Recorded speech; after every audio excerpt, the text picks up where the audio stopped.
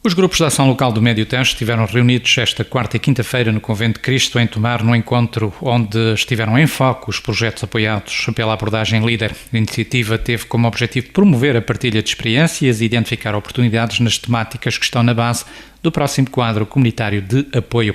O impacto da abordagem líder no Médio Tejo foi o ponto de partida do evento, promovido em conjunto pela ADIRN, Ribatejo Norte, pela Pinhal Maior, Pinhal Interior Sul e pela Tagus Ribatejo Interior e em parceria com a Direção Regional de Agricultura e Pescas de Lisboa e Val do Tejo. Na abertura dos trabalhos marcaram presença a Presidente da Câmara Municipal de Tomar, Anabela Freitas, Miguel Pombeiro, Secretário Executivo da Comunidade Intermunicipal do Médio Tejo e Elisete Jardim, da Direção Regional de Agricultura e Pescas de Lisboa e Val do Tejo. Coube à Presidente da Câmara de Tomar abrir a sessão. O futuro, nomeadamente no novo quadro comunitário de apoio, aponta-nos um caminho em que temos que trabalhar em conjunto. E os grupos de ação local assumem aqui um papel preponderante e um parceiro privilegiado, e aqui permitam-me falar em nome dos municípios, assumem um papel privilegiado junto dos municípios naquilo que pretendemos para o desenvolvimento dos nossos locais e dos nossos territórios. Por isso, desejo-vos uma boa jornada de trabalho, que seja profícua, que consigam criar diversas parcerias e que daqui seja o primeiro passo de um caminho feito em conjunto e que dê frutos ao longo destes anos que vamos trabalhar em conjunto. O enquadramento, neste momento, da Estratégia 2020, quer em termos de Europa, quer em termos de Portugal, e da qual resulta, digamos, também aquilo que é a nossa estratégia de desenvolvimento regional. Por sua vez, focarei também de uma forma muito sumária aquilo que são as orientações estratégicas que estão definidas e o seu modelo de governação, isto que são as suas duas componentes, digamos assim, mais relevantes, num contexto em que, de facto, ainda temos uma escassez de informação muito grande. O documento estruturante que conhecemos neste momento é apenas o acordo de parceria e, portanto, estamos ainda a um nível, de facto, de falta de informação e, portanto, ainda a um nível muito teórico.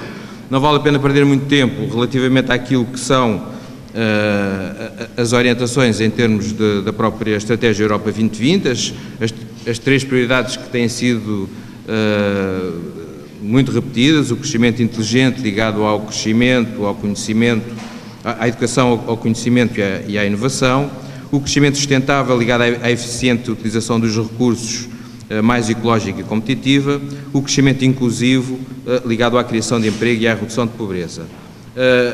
Já aqui foi referido na breve intervenção, uma das orientações de governação que está definida é justamente a questão das abordagens integradas para o desenvolvimento territorial, num contexto de uma lógica de parcerias e, portanto, o envolvimento de parceiros públicos, privados e associativos é, de facto, uma marca de orientação de governação que nos aparece desde logo no âmbito da Estratégia 2020, acompanhado, e isto diferencia-se do quadro comunitário de apoio anterior, numa lógica de plurifundos, em que uma mesma ação pode beneficiar de fundos estruturais distintos.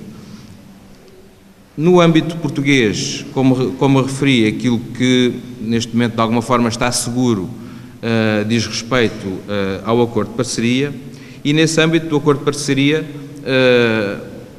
no âmbito regional, no âmbito daquilo que é a nossa sub-região, a NUT 3, nós temos essencialmente dois instrumentos regulamentares. Um é, de facto, o investimento territorial integrado e o outro é o desenvolvimento local de base comunitário, o DLBC, que os GAL tão bem conhecem. E aquilo que se define em termos de acordo de parceria é, de facto, a necessidade aqui de uma articulação estratégica que se faz de vários modos, mas também pela ancoragem à estratégia regional, por um lado, e depois à estratégia de desenvolvimento territorial definida em cada uma das suas sub-regiões. O investimento territorial integrado é a tal ITI, da qual e volto a frisar, ainda se desconhece muita informação. Sabemos que, em princípio, elas serão executadas ao nível das respectivas NUTS 3, serão promovidas pelas comunidades intermunicipais e, portanto, irão abranger intervenções de entidades municipais, de entidades intermunicipais e que se consideram também essenciais à implementação da respectiva estratégia de desenvolvimento territorial. Também aqui, e na sequência daquilo que é a tal orientação de governação, com o envolvimento e a participação de todos os atores territoriais relevantes e pertinentes. No âmbito do investimento territorial integrado, aparecem-nos, sobretudo, 7 focos temáticos. São eles a modernização da administração local, a eficiência energética e das energias renováveis nas infraestruturas públicas, a prevenção e gestão de riscos, as alterações climáticas, a proteção do ambiente e a utilização eficiente dos recursos, a criação de emprego, a inclusão social, a educação e a formação. Já relativamente às DLBC, ao tal Instrumento Regulamentar de Desenvolvimento Local de Base Comunitária, em princípio destina-se a territórios mais específicos e, portanto, saberão isso melhor do que eu. Aliás, a Associação Nacional de Municípios está neste momento a trabalhar com o Governo a definição daquilo que são ou que serão qualificados como concelhos rurais, como concelhos de baixa densidade, e havia até aqui uma distinção entre estas duas realidades, que em princípio aquilo que a Associação Nacional dos Municípios está a fazer é coincidir os dois mapas e fazer esta proposta ao Governo. É dinamizada pelos grupos de ação local e onde os focos temáticos são essencialmente 4: a dinamização económica local, a diversificação das economias de base rural, a promoção do emprego e da inovação social e a resposta a problemas de pobreza e de exclusão social.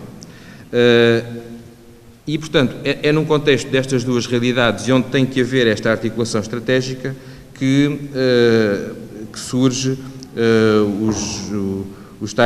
o tal Plano Estratégico de Desenvolvimento Territorial do Médio Tejo, que deve ser aqui uma referência para assegurar a tal coerência entre as intervenções promovidas no próprio território.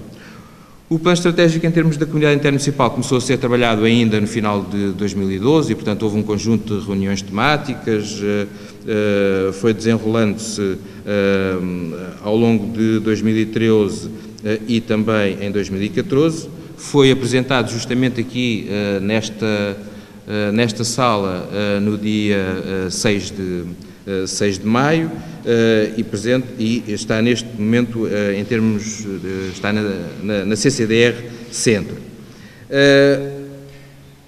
Aquilo que é referido também, que uma das sedes desta articulação, e falarei isso em termos do modelo de governação, para além do Conselho Intermunicipal do Médio Tejo, onde estão os 13 presidentes de Câmara, é feito pelo Conselho Estratégico de Desenvolvimento Conselho Estratégico CEDI de Desenvolvimento Intermunicipal, e em que esta articulação se consubstancia em 4 vertentes. Por um lado, a necessidade de ela ser ancorada naquilo que é a estratégia regional, portanto, em termos definida pela própria CCDR, portanto, o Querer 2020, a salvaguarda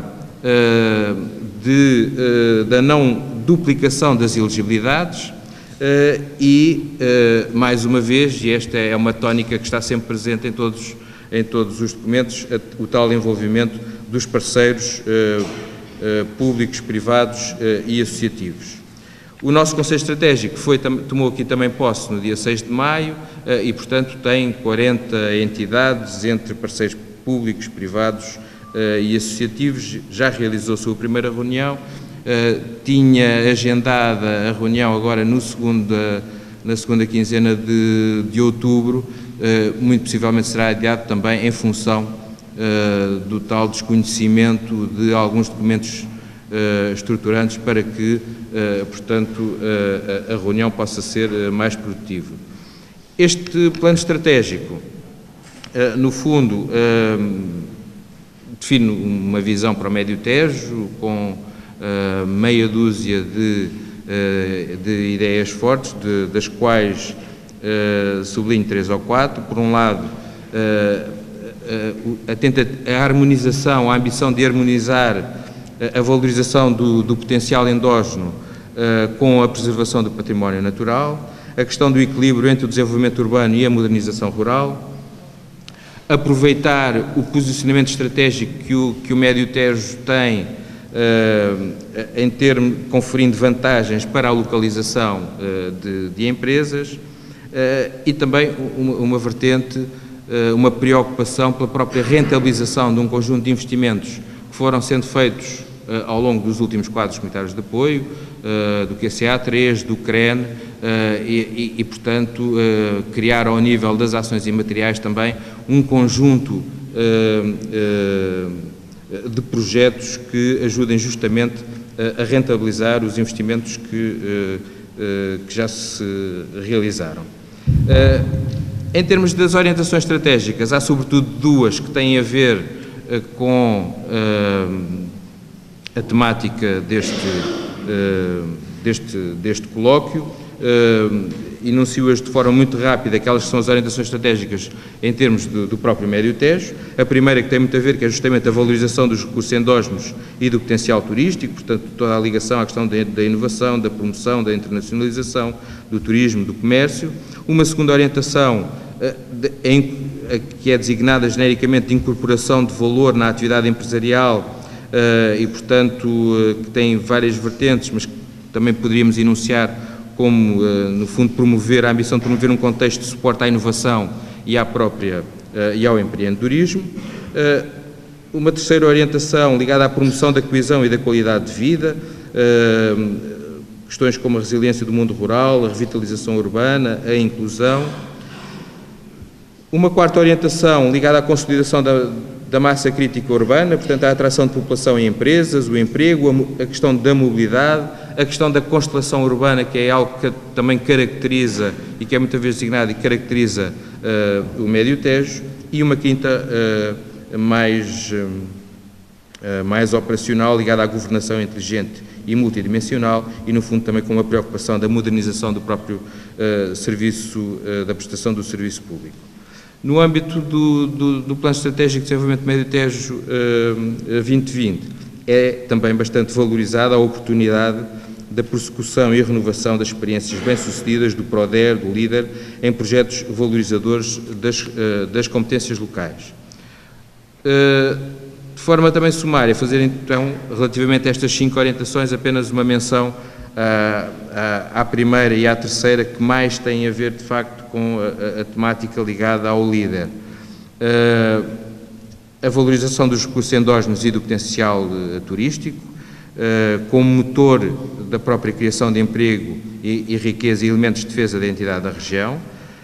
Portanto, temos uma grande diversidade de valências endógenas regionais, os recursos agrícolas e florestais, o património natural, o religioso, edificado, a história, a tradição e a cultura, que, portanto, lançam aqui desafios de preservação e, simultaneamente, de valorização económica, enquanto objetivos que são cada vez mais indissociáveis. O turismo surge aqui como uma peça central neste processo, reconhecendo-se o efeito agregador que a estruturação de produtos turísticos pode gerar na nossa região.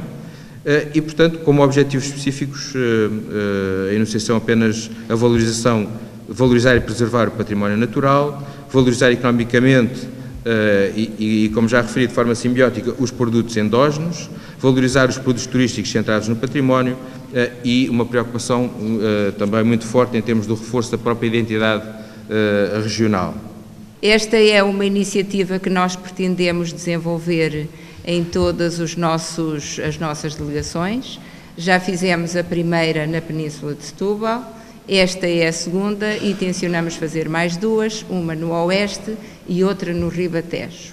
É um trabalho que desenvolvemos no âmbito do programa da Rede Rural. Enquanto ponto focal da Rede Rural Nacional, nós desenvolvemos estas atividades com o objetivo muito claro para nós da necessidade que há de divulgar o excelente trabalho que tem sido feito pelos grupos de ação local.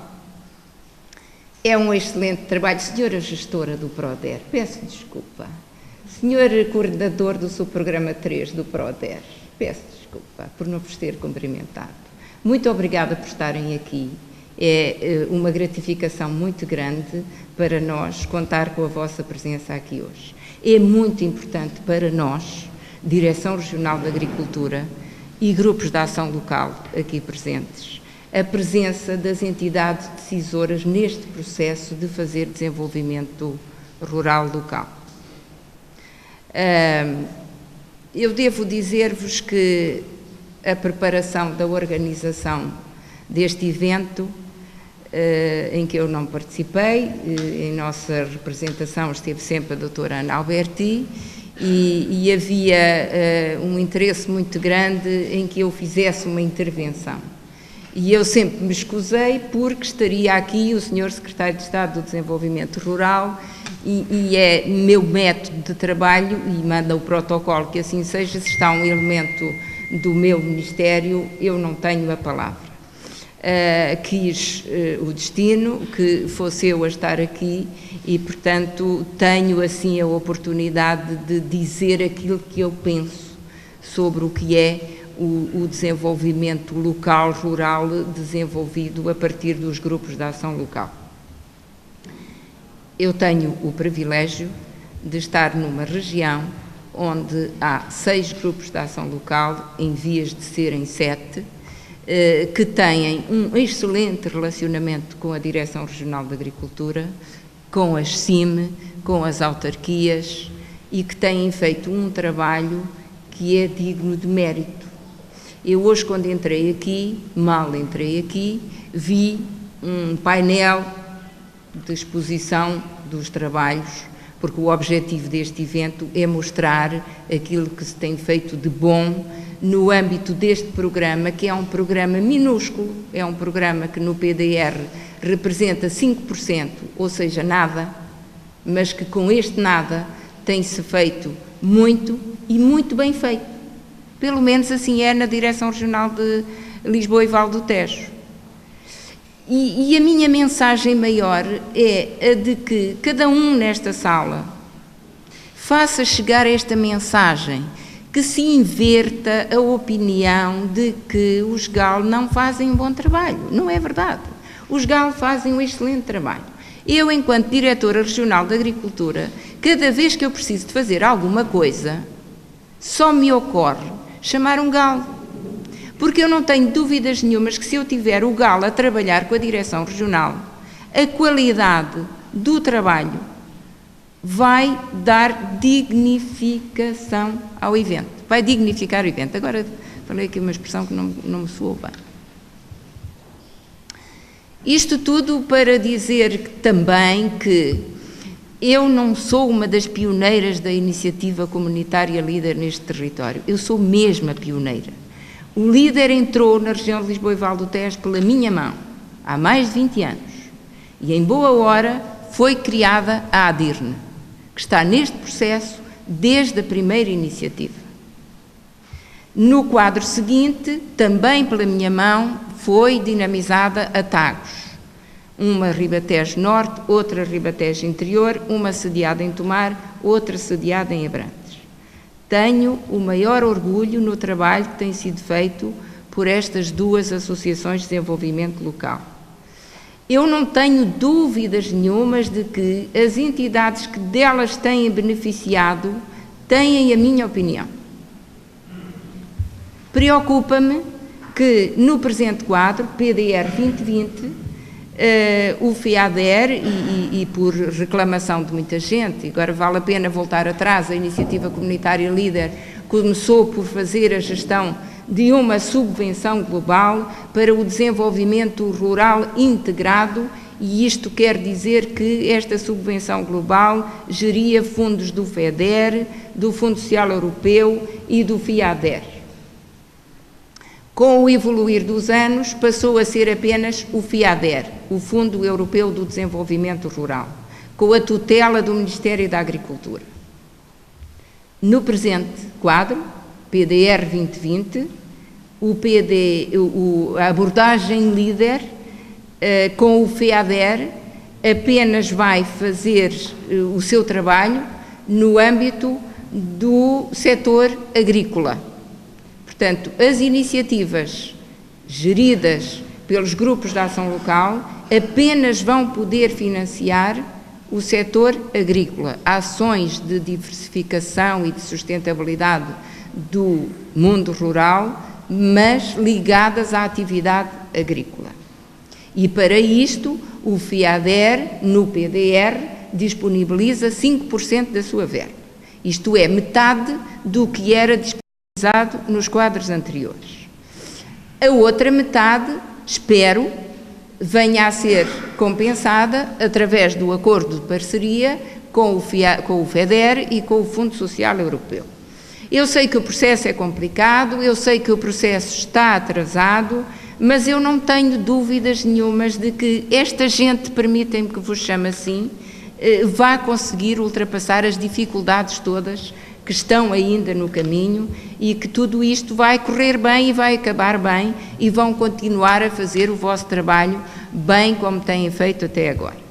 Repito, a minha preocupação, não repito porque ainda não a disse, tenho uma preocupação que é o facto de os investimentos à pequena agricultura passarem a ser geridos pelos GAL. Isto quer dizer, e a minha preocupação assenta no facto de estar anunciado, e a senhora gestora aqui presente irá confirmar, que o PDR abre as suas candidaturas no próximo dia 15 de novembro e que estarão abertas as candidaturas para as medidas de apoio ao investimento na agricultura e na agroindústria. Ficam de fora os pequenos investimentos na agricultura e na agroindústria, porque só poderão estar disponíveis quando os GALs estiverem credenciados e o processo de credenciação dos GAL está atrasado. Portanto, sei que já houve uma primeira reunião para a organização da Comissão de Acompanhamento, para a definição do modelo como vão ser apresentadas as estratégias que cada um dos GAL deste país todo, que já são 50 e tal, cada um deles já terá a sua estratégia elaborada, mas precisa de orientações para apresentar a sua estrutura, definir a sua estrutura, submeter a sua candidatura, que depois ainda terá de ser avaliada por uma comissão de acompanhamento. Portanto, presume-se que isto ainda vai demorar algum tempo e, de facto, esta é uma preocupação que eu tenho e que sei que a senhora gestora também tem e que acredito que todos nós temos.